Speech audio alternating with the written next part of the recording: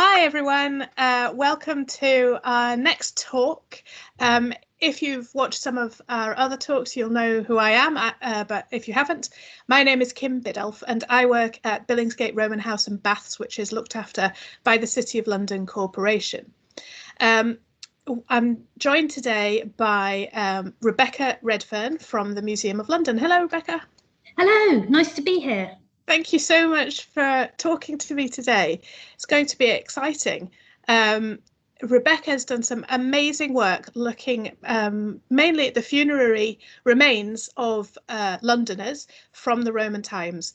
So there were huge cemeteries around Londinium, weren't there, Rebecca? Oh, absolutely. All around the edge of the city and then going down the roads leading out of Londinium. So they were really big spaces. Yeah, and quite a lot of, obviously there's a lot of building work that happens in these areas as well. So quite a lot of the cemetery ends up getting uncovered and then, of course, excavated and preserved in the Museum of London stores, doesn't it? Mm-hmm, absolutely, yes. So all of the developments that happen in London create archaeology, and that reveals new insights about the city in the Roman period. So it's all really exciting. It is. I love reading your stuff, actually. And it's always fascinating because at the house and baths that I look after at Billingsgate, we don't know anything about the owners. You know, they didn't leave behind anything with names on. There's not a lot of personal items there. It seems to have been cleaned out when it was abandoned. And you've got no, you know, by looking at the remains, you have no idea whether the people who lived there were British or whether they were from Rome or from somewhere else in the Roman Empire. But by looking at your work and a couple of other things, you can actually start to find out about the kind of the makeup of the population of Londinium. So absolutely, yeah, and that's why it's fantastic, you know, linking all the different sources of archaeological evidence together is so important. Yeah, so I'm going to hand over to you now to talk us through some of your work and what it means about London's population in the Roman times. Well, I trained as a bioarchaeologist, so I specialise in the study of human remains excavated from archaeological sites. And my colleague, Dr. Joseph Hefner, is up on the slide as well, because he developed a method to look at ancestry. So what we mean by that is the population affiliation as to where people might have come from, and that's been shown to be absolutely key in the Roman period because it's really transformed our thinking about who was living here, the types of places in the world that they came from. So it's really important work. So that's why Joe is up there, mainly because it involves a lot of maths, his work. So I record the things that I give it to Joe, who does all the maths. So without him, a lot of this information wouldn't exist. Brilliant. Just tell me when to move on. Oh yeah, so on the next slide, I think the view of London here that you could see, you should just maybe be able to spot the bathhouse there. You can see the wall around the outside and all of... Yeah, here's the wall. Yeah, and what they haven't done very well is actually shown you that all around the wall and the roads that you can see would all be surrounded by burial grounds. All here. And they were very different to the ones that we have today. So they would have been a lot of inscriptions, a lot of them very personal, and they were a lot of the time these inscriptions tell us where people came from, and they would have been standing like tombs, like little houses as well. So they would have been painted, and they would have made a very dramatic entrance into the city.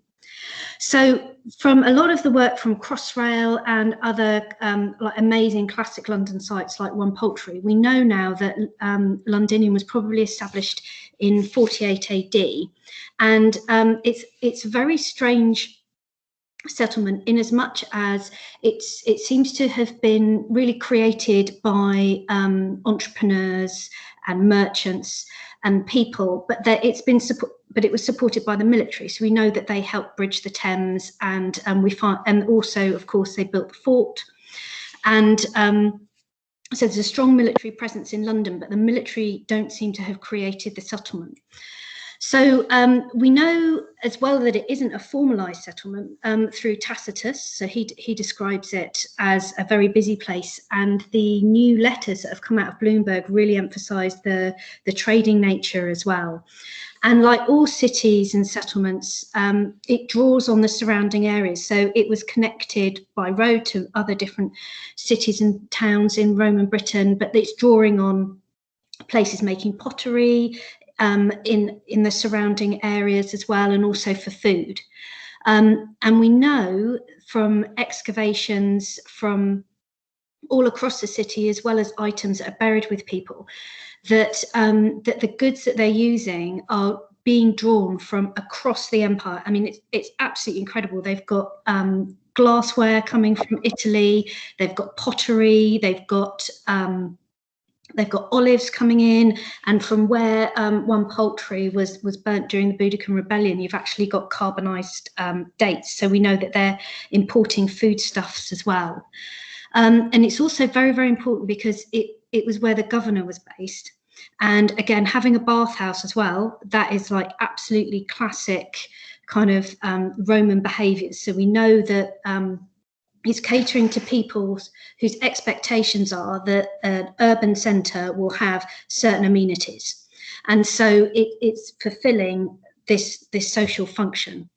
And the occupation of London isn't consistent through time. It changes. It's adapting to the changing fortunes of the wider empire. So we know that over time, when there's periods of economic stress, the settlement actually shrinks inside the walls. There's areas of abandonment. And then even in the 4th century, where it appears to be on the decline, you still have these people who are living very luxurious lifestyles, which are kind of encapsulated by the Spitalfields Roman woman, who I'll talk about in a minute, who had a fantastic burial. So yeah, and by our house. So Billingsgate Roman house and baths is probably about here, I think. Yeah. And so on this side of the bridge, and right by the river, and it was occupied right until the early 5th century, where they were still importing things. There were wine amphorae from Gaza in the early 5th century. They had some glass, I think probably Cologne glass from Germany, but we haven't quite worked that out yet. So yes, it's still, as you say, very high status, some high status buildings in that time. And so, I mean, the main thing is, of course, we can't link any of the burials to our site because nobody was allowed to be buried within the walls. They're all outside the walls, so there's no way that you can make those connections, sadly. It would be really good if we could. It would, and I'm always hoping that one day there'll be a tombstone where it will have the person's name, and they'll be in their grave, and it will tell us what occupation they had and where they came from, because that would just be amazing. I'm still holding out for that. That would be good. Shall I move on? Yes. So for many, many years, the people that we understood to be living in London was drawn from the inscription evidence.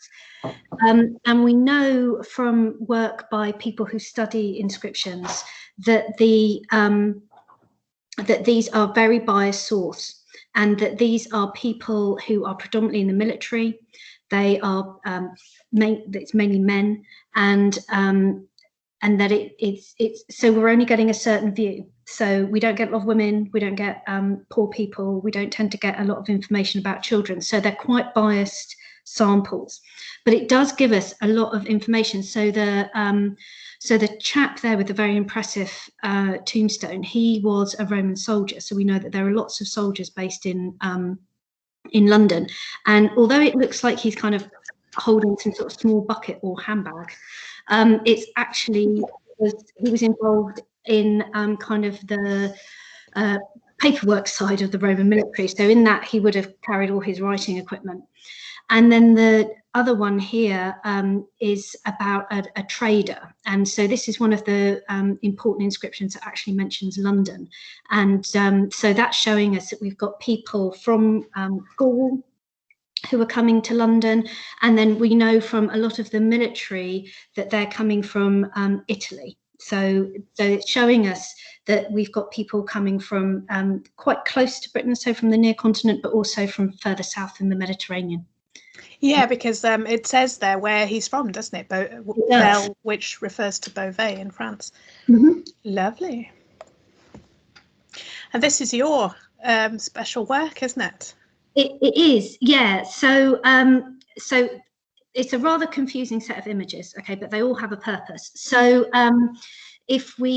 so stable isotopes are chemicals that are found in food and water, and the ones in food come from the underlying geology. And so these chemicals get captured in our bodies, in our teeth and in our bones. And by looking at certain chemicals, we can figure out a huge amount about people.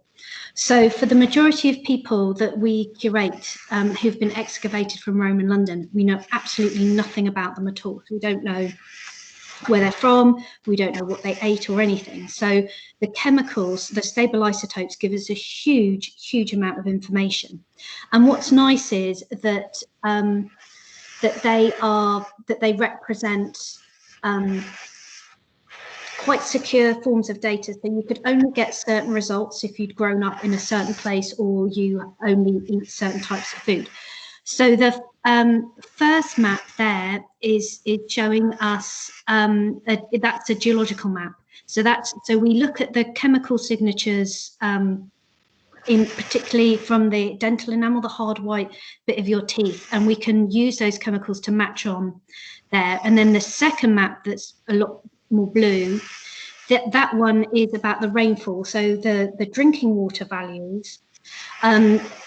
That again gets the oxygen in the drinking water, then gets captured into people's teeth, so we can see where they spent their early childhood. Because as that child's first molar is forming, the oxygen isotopes get locked inside that during development. So because you still have that tooth as an adult, if we look at the chemical signature in that, we can see where someone had spent most of their time before the age of 7.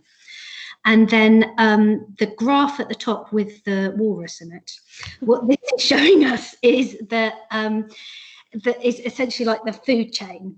So so humans, because we eat everything, and we're normally at the top. They've given this person here, because this is really important for us studying the Romans, is that certain plants like millet, which we know the Romans ate, have a different chemical signature. They're known as C4 plants. And so people who eat a lot of C4 plants show up very differently. And so we know that millet wasn't grown in Britain. We think that although some of it has been imported, so they found some at Colchester and places, they don't think it was widely eaten in Britain. So if we have people who are found to have C4 signature in there, we normally find that by looking at the bone collagen. So we take a sample of rib and look at the chemicals of carbon and nitrogen in that. And that tells us then that people have probably come from the continent, because the millet was much more widely available. So what we could see from this is we could see if people are eating fish and if people are eating meat. And so from a lot of Roman sites in Britain and across the empire, you get differences between males and females, you get differences between status groups. And it's very interesting if you study children, because then you can see how, as they age socially, they start eating more of an adult diet. So the adolescents will look closer to the adults compared to younger children. And then that thing that looks like a microwave gone mad with the fire extinguisher, that's the machine that runs all the isotope analysis, which is very impressive. And then on the next slide,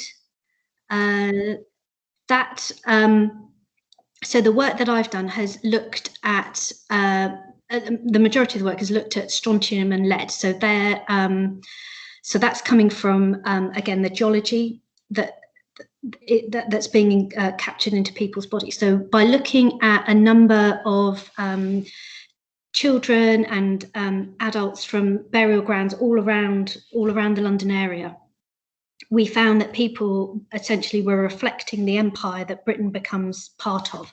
So, but what's really important is that, if you recall that I said the inscriptions give you quite a biased view, is that we're picking up people who from places which are not represented in those inscriptions. So we're getting a lot of people who are from the London area, and then we're picking up people who've come from elsewhere in Britain.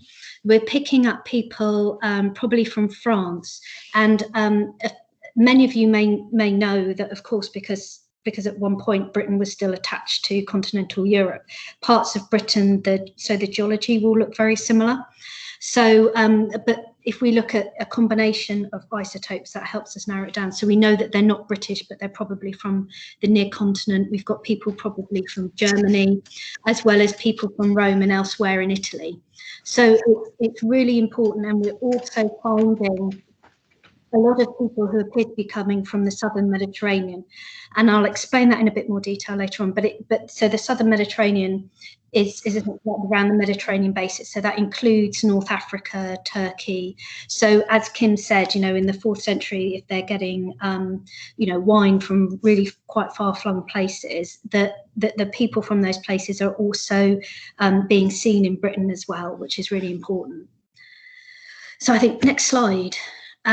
Yeah, so this is amazing, this lady's burial, and I feel so incredibly lucky because I can remember watching this being excavated on TV, and then I actually get to look after her as my job. So it's like the most amazing wish fulfillment ever.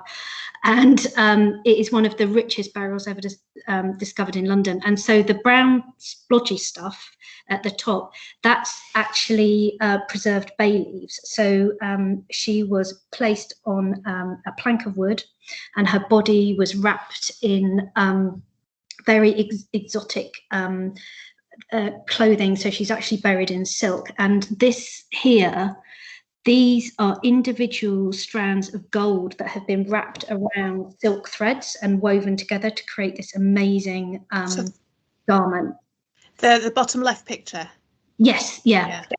And so that's absolutely incredible. And so she was buried wearing these amazing things. She's got glassware from Italy. She's got jets. It's absolutely incredible. And so she's on this plank, and then she's in a decorated lead coffin, which is then inside this massive stone sarcophagus. And she's just absolutely incredible. And then a few years ago, we had a fantastic student from Bradford, Rare Brettle, who was looking at the evidence for embalming. And so this stuff that looks like sharp sand, that's actually resin. So this resin is over 2,000 years old, and because of the burial environment that she was in inside that lead coffin, it was preserved. So she actually picked it up on her hyoid bone, which is just in your neck, that kind of floats in your neck. And I was just really glad that we hadn't all brushed it off. because previously no one knew that's how resin preserved, and we never would have expected to find it in Britain.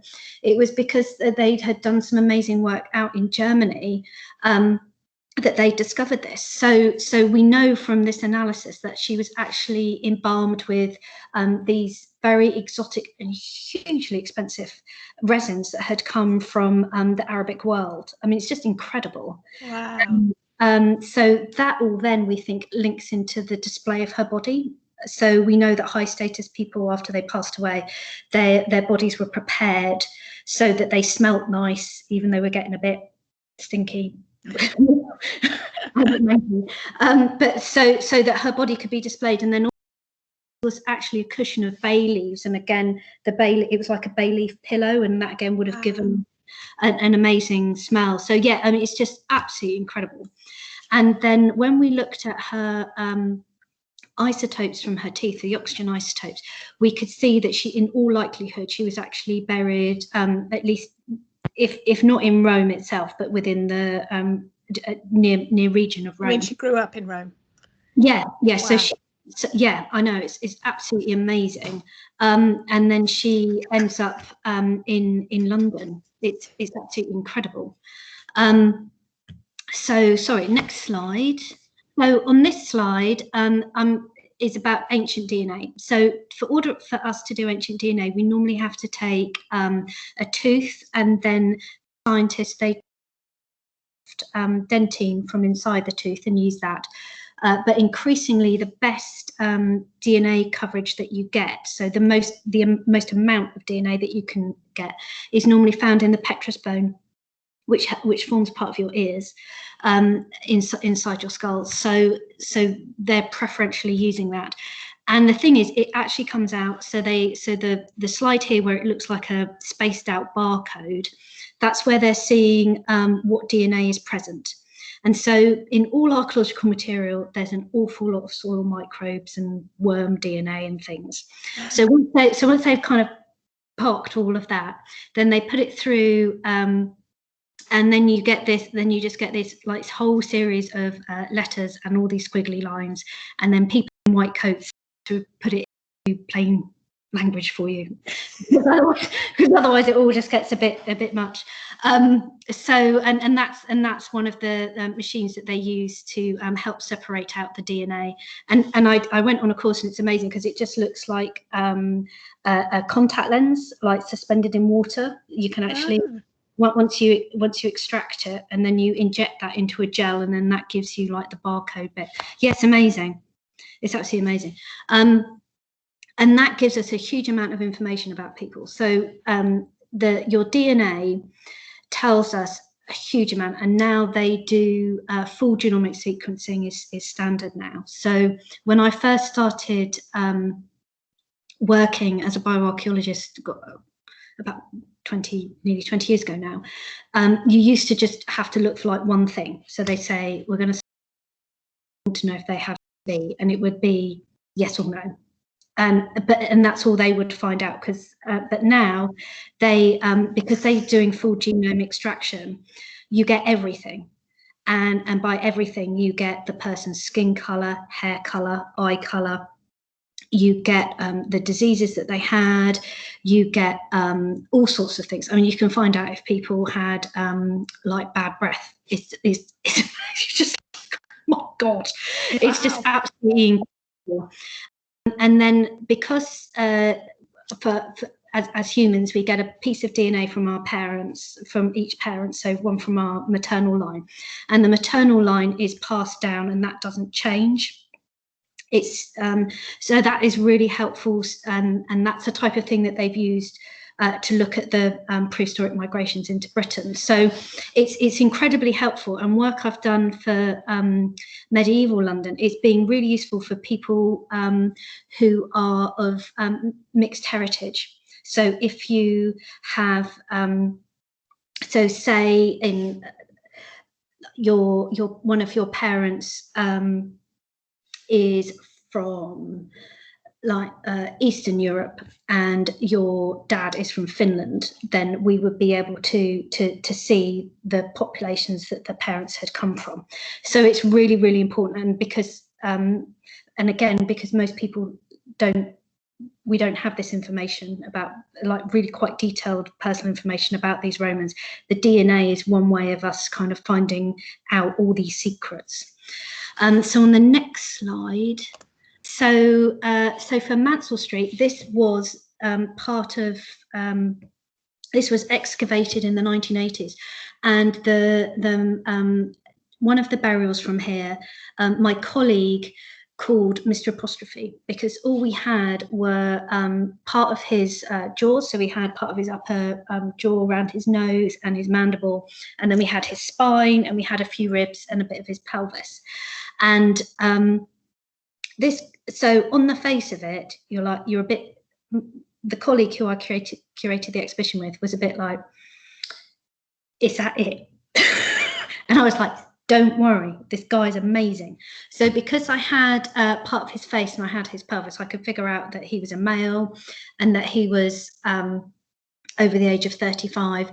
And then because I had the bits of his face necessary to look at ancestry, I could tell that he was of African ancestry, which is really interesting. And then we combined that with the ancient DNA analysis, and that told us that his relatives were probably from Europe as well, which is really interesting and sheds an important feature on his identity. And then we also looked at where he'd grown up as a child, and he was a Londoner. So it was very lovely to have a Londoner. So he was really amazing, because his burial, I mean, the picture of it in the 80s is hilarious, because most of it was cut away by a Victorian wall. Oh. So it just looks like it was just like this bone tumble, and so it was he was all in pieces. He wasn't like a nice laid out skeleton that we tend to get. So he was in a right old state and didn't have any grave goods or anything else with him. So just from the information in his skeleton, we could tell that he'd grown up in London, and find out that he had black hair, he had dark brown eyes. And so it was just amazing that we could get all of this information just from his remains. So that Mansell Street is part of that Eastern Cemetery, isn't it? That's just out to the east of the Londinium. Yeah, so that was a huge cemetery. Yeah, I mean, it was absolutely a huge area. Yeah, but you also found that he was quite unwell, didn't you? Oh yes. So we've discovered that he had Paget's disease as well, which is where your bone chemistry goes a bit haywire, and so it changes in appearance. So when you look at a radiograph of his pelvis, it looks like a mosaic inside, and so it wasn't. So the bone doesn't form correctly, and that is one of the key signatures of Paget's. And today, Paget's in Britain tends to be found predominantly in white males from the northwest. So yeah, so what I'm hoping is that we can do more genomic work in the future to help us kind of understand the paleopathology that he suffered from a bit more as well. Yeah, it's really interesting. I know he was such like fragments, and I think a lot of people had written him off for so many, but he's actually just what he can tell us is just incredible. Amazing. So this is Joe's method, and it's called macromorphoscopics, or MMS for short. And I particularly like it because you don't have to measure anything, which is very, very helpful, because that takes a very long time, and also because most of the people from Roman London that I look after come in very, very small pieces. Yes. Because they're at the bottom of the stratigraphy, really. So a lot of them have got like a medieval cemetery, or like what, a Victorian wall, or or Victorian pickle factory. That's my favourite one. On top of them, so they've really been messed about with. So really, Joe's method was absolutely incredible, because even if they didn't have a complete skull, if certain bits were there, then we could apply the method. So what Joe's method is a forensic method.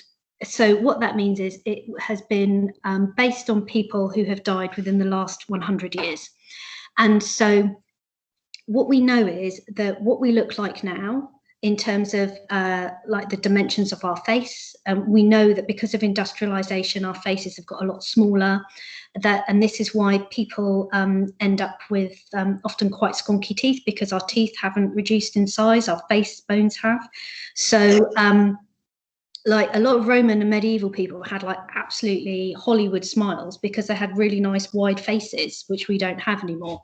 So when we apply this method, we're always very aware that it's drawing on modern people, and it's drawing on industrialized populations. So we always have to take it with a pinch of salt, because what it does is once we collect the data, we put that into the database, and then the statistics in the database try to find the closest match. And so that's why for a lot of these, it's very important to have the DNA. So for the chap from Mansell Street, it was interesting, because I think had we in that case been able to have his paternal DNA, I think that probably would have linked up with the African ancestry estimation that we had for him. But it's also to bear in mind that most of the remains that have gone into this data set were either from people who have not had a DNA analysis, so they have self-identified as being of particular ancestry groups. So across the world, humans have adapted to the environments that they live in, and that's why we look so different.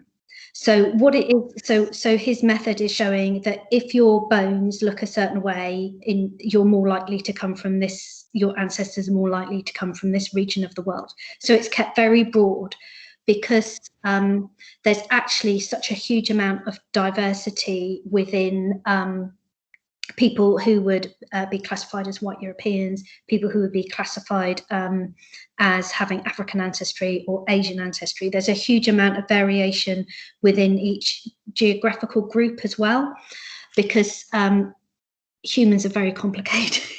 So we've moved away from assuming that just because people are just because someone happens to be dead in Roman London, it doesn't mean that they are a white European, or that they would be British, because the genomics, the stable isotopes, and the ancestry information is telling us that for across Britain, that is not the case. We've got so like the Mansell Street chap, he's clearly at least second generation resident, if not longer, and it may well be that his family were also here for several generations as well. So it's just recognizing the complexity of people and their own family history as well. Next slide that you can't see. Oh, hang on, no, I realise. Hang on, let me just. So here the slides come up, Kim. Yeah.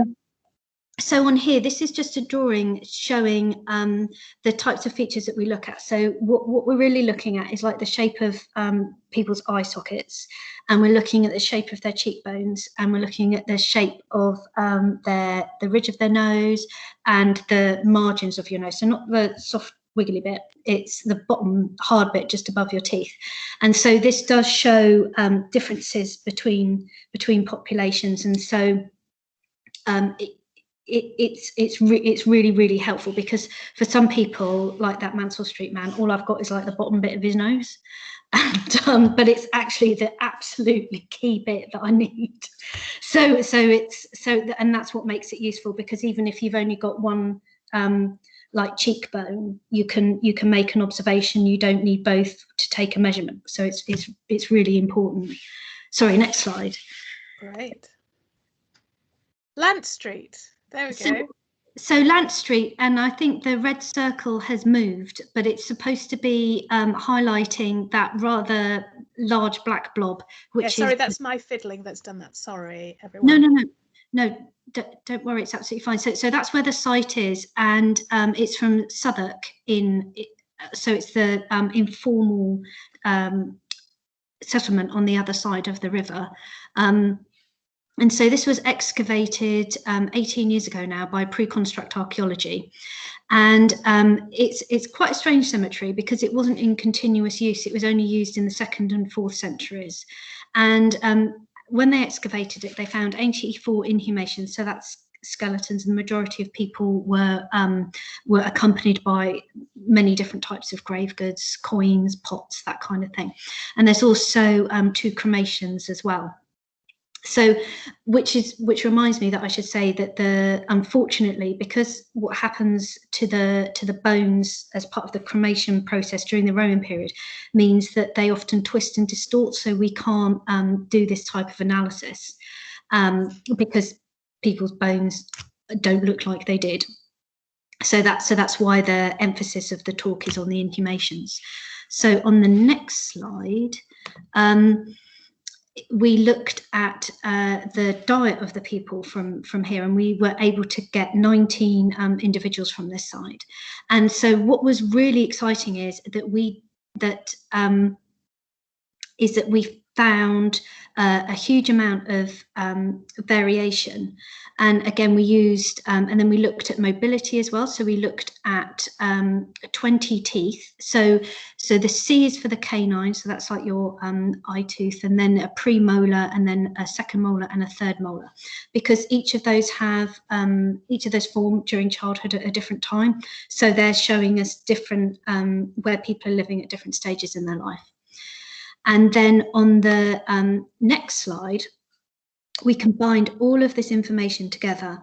So what we were able to say is that, so starting off with the ancestry, we could see that for 7 people, they couldn't be matched to anybody in the database, and that's fine. That's to be expected, because again, they lived 2,000 years ago, and so we're doing more work on at the moment to get more data, so we can help see if we can find matches now. And so what we also found are people who are coming up as having Asian ancestry. And so what we know now from the genomics of these people, and also from looking at later samples from medieval London, is that we think that these people aren't white European.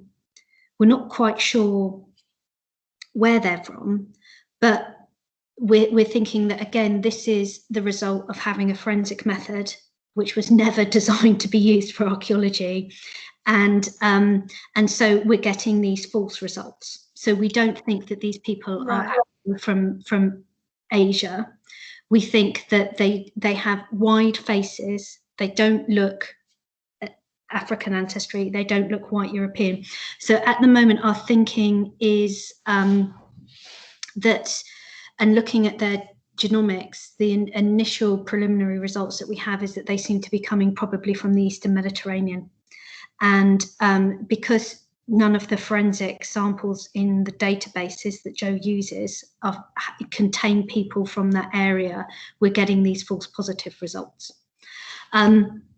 So what we were also able to say is that we've got 4 people who have African ancestry, and then we've got people with white European ancestry. And so we can see that even though we don't have a lot of people in that we did this study for, that actually there's a very mixed group of people.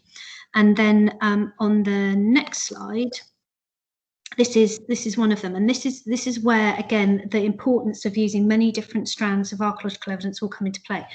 So some of you may remember this poster from the Tube, and so this was up outside Docklands, and it was so amazing because it's based on this person here. So this is a middle-aged lady who was excavated from Lant Street, and so we could see that she has from her facial bones, we could see that she had African ancestry. And then when we looked at her isotopes for where she grew up, we could see that she'd grown up in the southern Mediterranean as well. So she could have come from like southern Spain, southern Italy, like Greece, Turkey, all around the rim of the Mediterranean basin, including North Africa. But what's really fantastic is that if you just looked at the pots that she's buried with, you would think that she was from the Greater London region, because these are pots that have come from, they are Alice Holt, where I think, if memory serves. So they're coming from like the region surrounding London. So these are imports into London, but they're British-made pots. And so this is a really interesting thing, is that she's buried with pottery and things that are very commonly found in London and commonly found in this part of Britain in the Roman period. So what it's showing us is how complicated identity was in the Roman period. And so we don't know how she came to Britain. She could have been married to a soldier. She could have been enslaved. Like there's huge numbers of possibilities.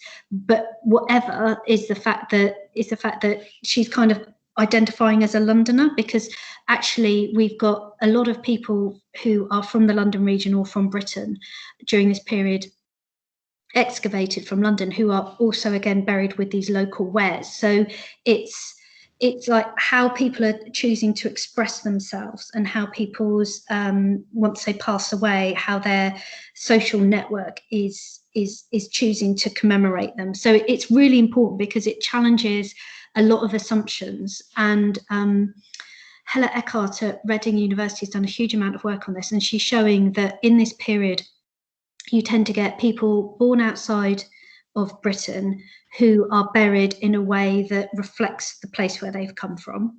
You get people who again are buried outside of the UK and have a bit of a mixture. You get people who look local but aren't local to Britain, or maybe the area where they're from. And then so this again, it's really challenged a lot of notions that we previously held about who was coming from where in the Roman period. And then in the next slide, so that big mass of blobs, and I'm really sorry about this. So this is the bone collagen. So this is taken from their rib bone, and that gives us insight into about the last 5 years of life that people are eating. But it's quite it's quite a rough tool in that it's like fish, cereal, meat. It's like, you're like, okay, great. So it's a bit like, but what's really helpful is that we're assuming that most of the food that people are eating in London, that the bulk of the food, so not like the figs and the dates and the pepper and all that kind of thing that's being imported, that they're actually eating, the majority of their food is produced within Britain, or at least within a local area.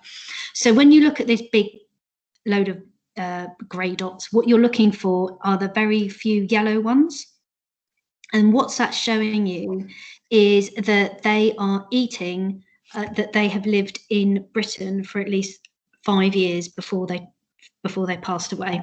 And what's also very interesting is that unlike a few other cemeteries in Britain, but particularly in Italy, there aren't any sex differences, because there's been some studies on Isola Sacra where they found that male and female diets are quite different.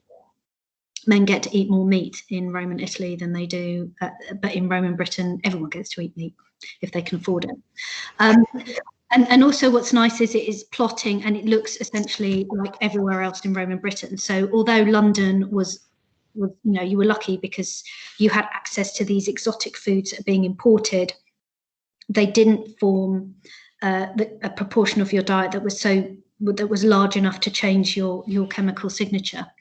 And again, what's weird is that they're not eating a lot of marine fish, but they seem to be eating some freshwater fish, so they could be getting that out of the Thames, or it's being brought in from elsewhere. So what's this again is showing is that even though people like that lady who had been born outside of Britain, we know that they're living in London for at least 5 years, or at least within Britain for at least 5 years before they pass away. So these are people who are here for quite long periods of time. And that's important to note, because I think sometimes the impression we get is that people are passing through, they don't create lives here, and that may have been true for like the military and things, but I think we're getting much more of an insight into like the average the average person living in London. And then the next slide, again, this shows comparison with, because it's quite difficult because there aren't actually that many stable isotopes studies done from elsewhere in the empire. It's got better, but it's still a bit hit and miss. So the yellow diamonds again are Lant Street, and then all of the others are again Isola Sacra, Herculaneum, Leptiminus, which I probably completely mispronounced, is Tunisia, and then Thalia again is Italy. So although they're looking a bit similar to these guys, they are still they're closer to Britain. And again, I think that's just very typical of Roman Britain, where places like London and other urban centres, it looks slightly Mediterranean. That on a nice sunny day you could probably convince yourself that you would, but for the most part it wasn't. And again, so it's kind of, you know, like that shared, you know, consumption of garum and wine and things. So again, it's like there are commonalities in eating practices, but actually that these people had actually spent quite a long time in Britain. And then the next one is helps explain what I've been saying when I've mentioned about the Mediterranean basin. So what we did is we plotted the oxygen isotopes. So again, that's from the drinking water. And so what's really nice about oxygen isotopes is it is really simple to understand. So the further north you live, the more green and blue your oxygen isotopes would kind of plot. And then the hotter, the nicer places where we all at one point you'd be able to go away on holiday are kind of into the yellow, orange and red. So what we can see here is that there are some people who obviously at the top of the graph, kind of like along the top where it's -1, -2, that they lived in some very nice, warm, sunny places before ending up in London, which would be kind of in the green bit. So we're seeing that most of the people that we've tested seem to have grown up from outside of Britain. And then what's really interesting, although it doesn't seem to break down that much by age or sex, it's the people with African ancestry are plotting higher, so they're coming up in this kind of like orange and red area. And then of course scientists wouldn't be scientists unless they had a bit of a bicker. So so the threshold for being a migrant in Britain keeps changing because the amount of isotope work that's done increases every year, and so it's giving us a much better idea of the values that we find. So if we feel like really pushing the envelope, we can say that out of the 19 people we sampled, 8 are probably from outside of Britain. But a more conservative estimate, which I would tend to go with, is that at least 5 out of the 19 people grew up outside of Britain. But still, I mean, out of 19 people, that's still quite a lot of people who have... It is. It's about a quarter. Yeah. More than a quarter, yeah. Yeah, and also what's interesting is that places like York and Gloucester is that you're finding similar rates even within a cemetery population. So again, these Roman urban areas appear to be very diverse in where people are coming from. So the next slide is really how we put all of this together, because one of the joys of working in London is it isn't like anywhere else. So just like today, it is a very, very distinctive place to live, and the people in it are people as my family who grew up where I grew up on the Isle of Wight are like, we can always tell you work in London because you don't look like us anymore, in terms of how people dress and how they behave and what they eat, and you know, like their life experiences are very different to other parts of the country. But for the Romans, again, this seems to be true, where it seems to have been quite where London shares similarities with other places in Britain, but again, it appears just to really be its unique self.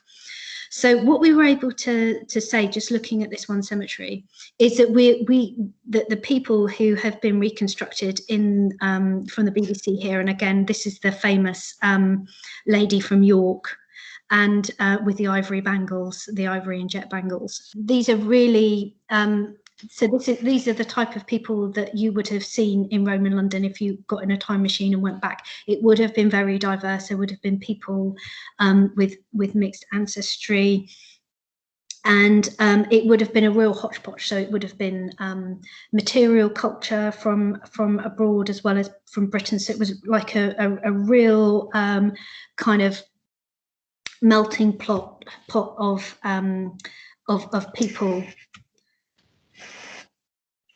Yeah.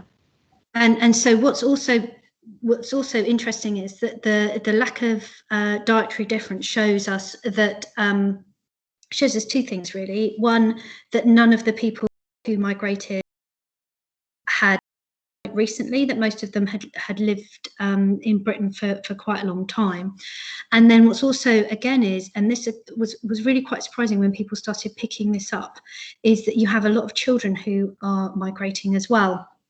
So some of these children are about 8 sometimes a little bit younger. So again, it's children moving within the empire. Again, we don't know. We know that children were enslaved during this period, but we also know that families were moving as well. And then for London, it's the first evidence that we have that people are coming from the southern Mediterranean. So these are places which are not in the inscriptions, but are or infrequently mentioned in the inscriptions. So what's really important is that, say we've got one inscription from someone from Greece, but actually we're showing that a lot of people are coming from an isotopically similar area. So it's good in as much as it fits with the evidence that we have for connections to Germany, France, Spain and Italy, but it's also giving us know before. And so although again they're from the informal cemetery, informal settlement, we're also finding these results now in the northern cemeteries as well. But for Lant Street, it was just amazing that these 19 people could just give us such an amazing insight into the complexities of what it was like in Roman London. Yeah. And then another piece of work I've done is looking at the effect that migrants have on health. So a very, very long time ago, my PhD was looking at how health changed from the Iron Age to the Roman period. And when I did this, it was really simple, because you just went, they were Roman. So things changed in the Roman period because they brought us urbanization and they brought us roads. And so it was much, much simpler. And so, but once all this science became cheaper and more widely available, it enabled us to actually really challenge these initial findings. So although, unfortunately, because I used data from across Britain, I couldn't get ancestry as a consistent variable. But what it's showing us is that a lot of the key health changes that we think are a result of Britain becoming colonized by the Roman Empire, like higher rates of TB, higher rates of stress indicators. So these are enamel hyperplastic defects. These are lines on people's teeth where the enamel hasn't formed properly during growth. And that you get lots of evidence for rickets and scurvy in this period, and you get evidence for people of infections and things, which is this non-specific infection where you just get new bone growth. Is that all of these we previously understood as being a consequence of living in a Roman way, or changes to people's status and things.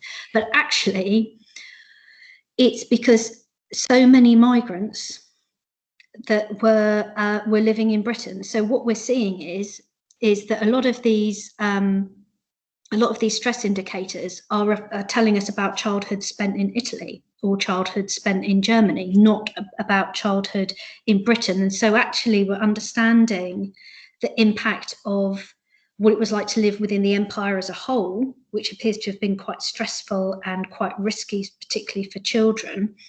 And that's really important, because it's challenging our notions of what we thought, and it's really interesting, particularly so we could look at who had a greater risk of dying, and it's female migrants who have a greater risk of dying, and also if they have poorer health as well. And what was absolutely incredible is that you look at the clinical literature on this. So you look at literature published by the World Health Organization and other agencies, and all of these things are found now in contemporary migrant populations as well. It's just phenomenal how that migration experience, and then the effects that it has for their descendants, that we are seeing this in Roman Britain.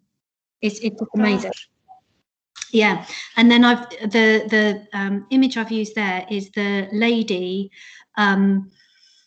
is Britannia. So this is how the Romans saw Britannia. So I think it speaks for itself, really. Oh dear, yes. And I think that is key to understanding a lot of the health impacts that we see in terms of the way that Roman society was organised. And again, this a concept that we use now, which I'll talk about on the next slide, is intersectionality. So what the concept of intersectionality tells us is that it's a new way of looking at the evidence that we have. So by linking together where people have come from, what their status is, so that's evidence for us in the burial record in terms of like how many grave goods they get and the quality of those grave goods. It tells us about like what diseases they were suffering from, so we can start putting all these pieces about this person's life together. And then in the next slide, it's really showing us that the way that Roman society was organized, in terms that we recognize now that it was actually quite racist, it was incredibly sexist, it was weighted towards the free males, and you know, like everybody else just could be trodden on, and so the fact it was very patriarchal and hierarchical had health implications for people.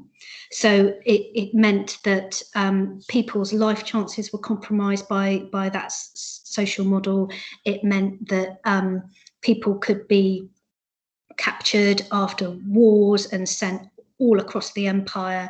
So there's one very incredibly emotive inscription of a man who is something like, although I was taken from my homeland and I spent most of my life here, forever I will be, you know, my identity is from my homeland. And so it's showing us that a lot of things that we're seeing today in the world, and a lot of the things that our society is struggling with, that these were also present in the Roman period, and again, like today, that they're shaping our experiences. And so I've put in The Emperor's Babe here by the Booker winner Bernardine Evaristo, because when Spittlefield's lady was discovered, and at that point they didn't know much about her, Bernardine actually wrote this book based on the find, and she imagined her as a girl with Black heritage. And it's absolutely fantastic, because I read this at the time, I thought, oh, wouldn't that be so cool, like if we could find this out, and now we can.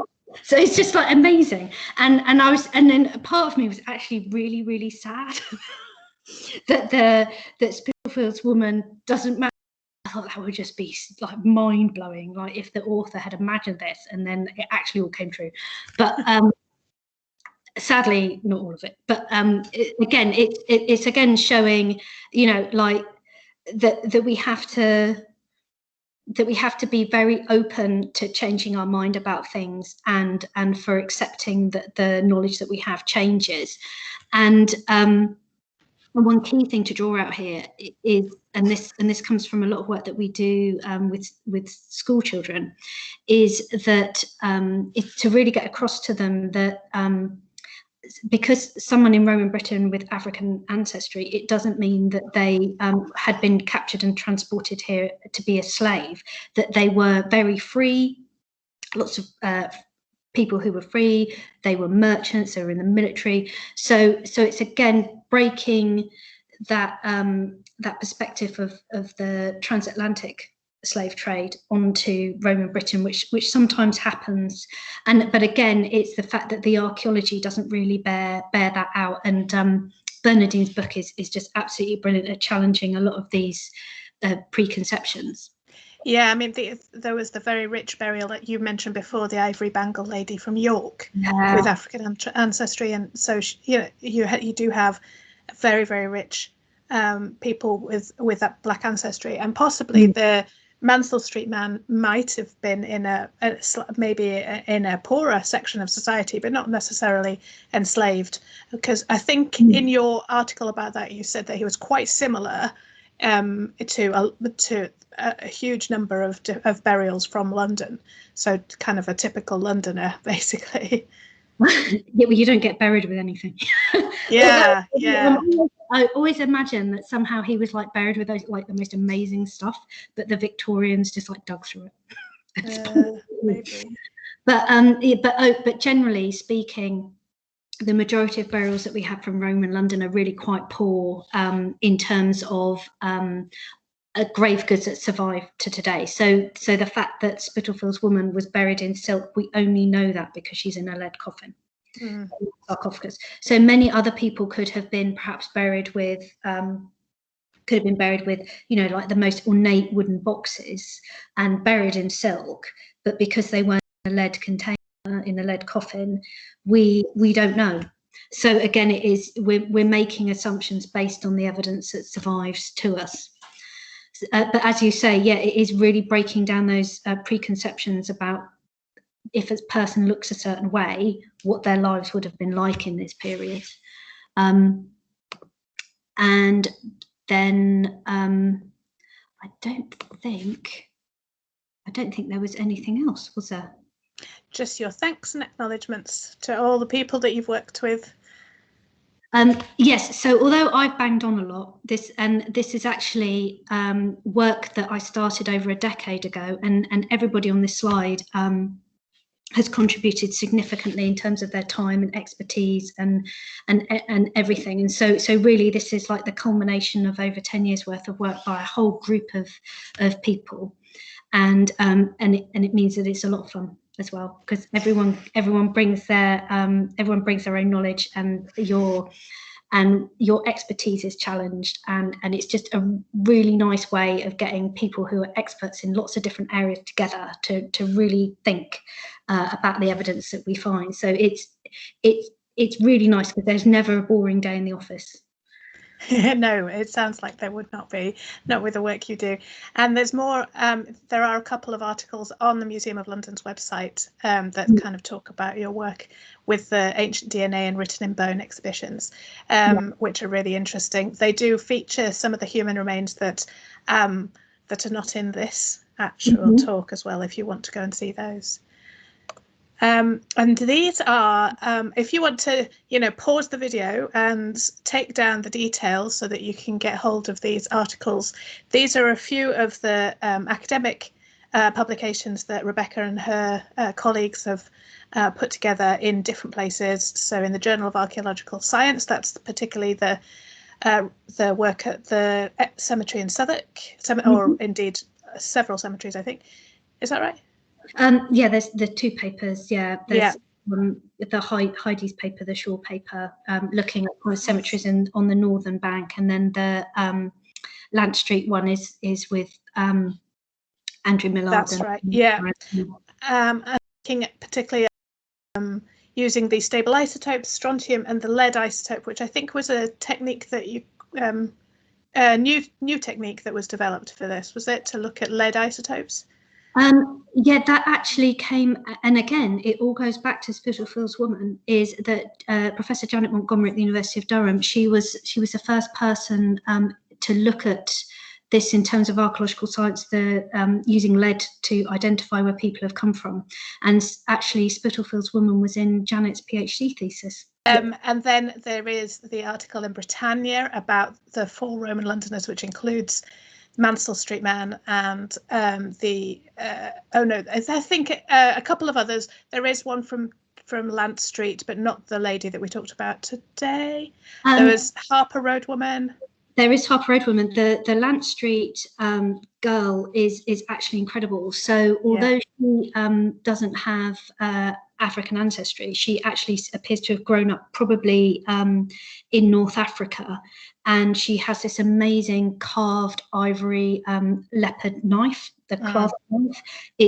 Her burial is absolutely mind-blowing. It is mind-blowing, and that's an interesting point where her grave goods did match the evidence of where she'd grown up, but not her ethnicity. So this is again all of the amazingness. And there was another man, wasn't there, from London Wall, who turned out to have been just he was white European ancestry, a Londoner all his life, possibly a gladiator. I think that was the idea, because of all of the wounds on his body.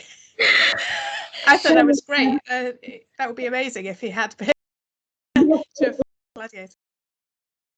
It was more like so there it was several pits from London Wall that were found along London Wall, and they were buried with like one of the biggest caches of leather working that I think we found in the city. And so it was a bit ghastly. So you had like these ditches and pits that were open, but had bits of people in, particularly their skulls. And they were all men, and they were all over 25, and most of them had incredibly violent deaths, and some of them had healed assault injuries, so like broken noses, cheekbones, that kind of thing. But when they were dated, they don't date to any periods of civil unrest or any kind of like very nice simple explanation. So it was thinking, if London is quite stable, how on earth do you receive these injuries? So it was either that they had either been combatants or had been executed maybe in the amphitheatre, or perhaps because it's quite close to where the amphitheatre was as well, isn't it? Yeah, it's like a less than a 5-minute walk, really. Yeah. And or else we know that the Roman military, even though they're not supposed to, they do actually like sticking people's heads on spikes, because there's that case from Vindolanda. There's some very dodgy things happening in Colchester, so we know that they like displaying body parts. And so it's either, you know, they're kind of either combatants or people who've been executed in the arena, or else they just happen to be like decorative items that the military chose to display. Wow, amazing work. Yeah, it is. I mean, they're amazing, absolutely amazing. And then because one of them with the bashed in cheekbone, that guy is actually probably from somewhere like Turkey as well. So wow. Yeah, because we're just doing some more DNA work now, because in DNA terms, 2015, well, we did the work in 2015, it was published 2017, was, you know, like the dinosaur era. Yeah. So there's always so many new developments in the scientific technology. It's amazing. And then I think, is this no, there's two more. So a novel investigation into migrant and local health statuses, which is in Bioarchaeology International, and another one in Britannia, which was looking into the identifying any bioarchaeological markers for identifying enslaved people, which obviously is quite tricky. Yes, very. You've actually summed up it really well. It was like, we might be able to, possibly, on a really good day. Yeah, and again, more data would be really useful for that, wouldn't it? It would be, yeah. I mean, we do have people who were buried with iron rings around their ankles that we've got from London. And there's one chap where we just have his legs, and round each ankle is a big iron anklet. But unfortunately, even though it was block lifted and x-rayed and things, it wasn't connected. So they're a bit wary of actually identifying those as restraints. Yeah, you have to be very careful about making those. That kind of interpretation, don't you? Absolutely. Yeah. Again, mainly just like I'm saying this, but I'm also being incredibly cautious. Yeah, absolutely. We could go on for ages talking about this fascinating work. It's been absolutely amazing. Thank you so much, Rebecca, for explaining all the huge amount of work that goes behind identifying where the people in London in the Roman times grew up, whether they were local or had come from another country, and their ancestry as a completely separate thing, and their health status as well. It's just amazing what you can do now with and of course there's always, as we say, developing these scientific techniques. So thank you so much. Oh, absolute pleasure. Thank you. It's been fun. Thank you. It's been brilliant. So if you want to send us any feedback, you can do. If you look at the website, which is cityoflondon.gov.uk/bathhouse, you will find our email address where you can email us.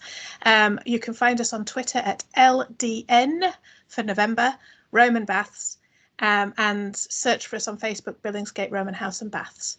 But thank you, and look out for our next video.